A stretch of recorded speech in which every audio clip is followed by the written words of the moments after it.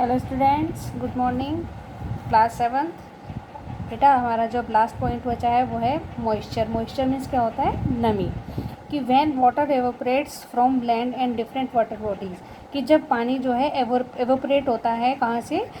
Land यानी धरती और डिफरेंट वाटर बॉडीज से, विभिन्न जलाशयों से, तो इट बिकम्स वाटर वेपर। तो ये किस में परिवर्तित हो जाता है? वाटर वेपर में यानी जलवाष्प में। Moisture in the air at any time is known as humidity. तो जो मॉइस्चर होता है वायु में वो क्या कहलाता है? ह्यूमिडिटी कहलाता है। When the air is full of water vapour we call it a humid day. जब वायु में पूरी वायु में वाटर वेपर होता है तो वो क्या कहलाते हैं दिन? वो वाले ह्यूमिड डे वाले दिन कहलाते हैं, यानी आर्द्र नमी वाले दिन कहलाते हैं। As the air gets warmer, जैसे हवा गर्म होती है तो its capacity to hold the water vapour increases. तो वाटर वेपर को होल्ड करने की जो इसकी कैपेसिटी है वो इंक्रीज़ हो जाती है, बढ़ जाती है। And so it becomes more and more humid. तो इस प्रकार से ये जो है और भी ज़्यादा हमिड हो जाती है, यानी और भी इसमें नमी आ जाती है। ऑन ए हमिड डे, जो नमी वाले दिन होते हैं, clothes take longer to dry. कपड़े सूखने में बहुत ज़्यादा समय लगाते हैं। And sweat from our body does not evaporate easily. और जो हमारे शरीर से जो पसीना होता है वह भी बहुत देर से सूखता है। Making us feel very uncomfortable, जिससे कि हम बहुत अनकम्फर्टेबल महसूस करते हैं।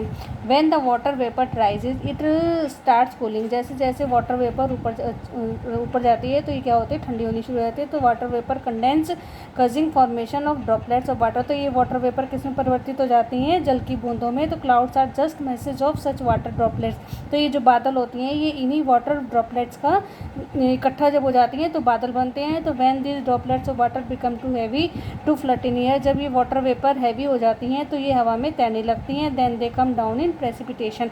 तो ये फिर किस में बदल कर नीचे पृथ्वी पर आती हैं? प्रेसिपिटेशन यानी वर्षण के रूप में।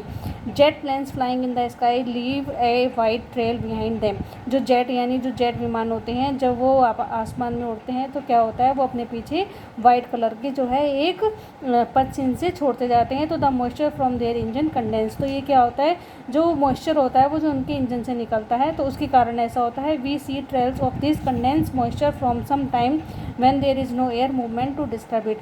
तो ये ऐसा इसलिए होता है कि जो उनके इंजन से जो भी नमी निकलती है तो ऊपर हवा नहीं होती है जो उसको डिस्टर्ब नहीं करती है, जिस कारण से ये पथ चिन्ह दिखाई देते हैं। Precipitation that comes down to the earth in liquid form is called rain. जो ये वर्षण यानी जो प्रेसिपिटेशन होता है जब लिक्विड फॉर्म में पृथ्वी पर आता है तो ये क्या कहलाता है? फिर रेन यानी बरसात कहलाती है। Most of the ground water comes from rain water.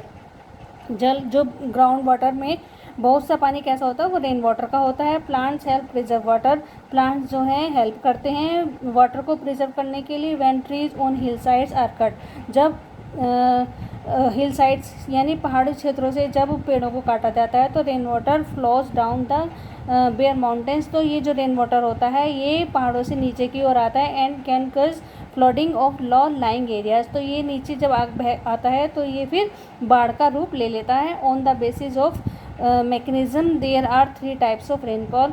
3 प्रकार की जो है रेनफॉल होती है। द कन्वेक्शनल रेन यानी संवहनी वर्षा, ऑरोग्राफिक रेनफॉल पर्वतीय वर्षा, and the cyclonic rainfall cyclonic यानी चक्रवाती वर्षा।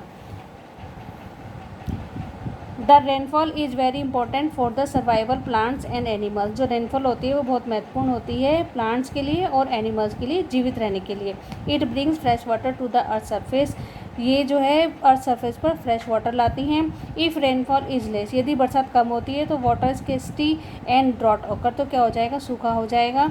On the other hand if it more flood take place, और यदि ये बहुत ज़्यादा हो जाती है, बरसात बहुत ज़्यादा होती है तो किसका रूप ले लेती है? बाढ़ का रूप ले लेती है।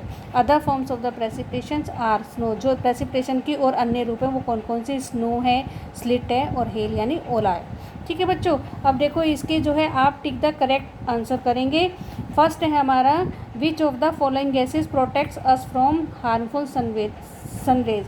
तो जो हार्मफुल सनरेजेस होती है कौन सी रेज, जो कौन सी गैस है जो हमारी प्रोटेक्ट करती है हमें? Ozone gas. ठीक है बच्चों। दूसरी है हमारी the most important layer of the atmosphere. जो दूसरी महत्वपूर्ण लेयर है वो एटमॉस्फेयर में वो कौन सी है हमारी? थर्मोस्फेयर। थर्ड है which of the following layers of the atmosphere is free from clouds, जो क्लाउड्स से फ्री है वह कौन सी है बेटा? सेकंड का हमारा जो है ए आएगा, सेकंड का ए है हमारा, ट्रोपोस्फियर है इसका आंसर। थर्ड है which of the following layers of the atmosphere is free from clouds, कौन सी लेयर है जो एटमॉस्फेयर की जो बादलों से मुक्त होती है, वो है stratosphere. As we go up the layers of the atmosphere the pressure, जैसे जैसे हम ऊपर जाते हैं तो जो प्रेशर होता है वो क्या है, घटता है या बढ़ता है? ये डिक्रीज होता है। When precipitation comes down to the earth in the liquid form is called, जब प्रेसिपिटेशन लिक्विड फॉर्म में आती है पृथ्वी पर तो क्या कहलाती है? वो रेन कहलाती है। ठीक है बच्चों, अब है हमारा match the following. Trade winds, trade winds कैसी विंड्स होती हैं? ये परमानेंट विंड्स होती हैं। लू लोकल विंड्स होती हैं। मॉनसून सीजनल विंड्स हैं। और विंड जो है horizontal movement of the air. ठीक है, इस वर्क को आप जो है अपनी फेयर कॉपी में कर लेना। कल मैं फिर आपको इसके क्वेश्चन आंसर्स करवाऊंगी। ठीक है बेटा, ओके, थैंक यू।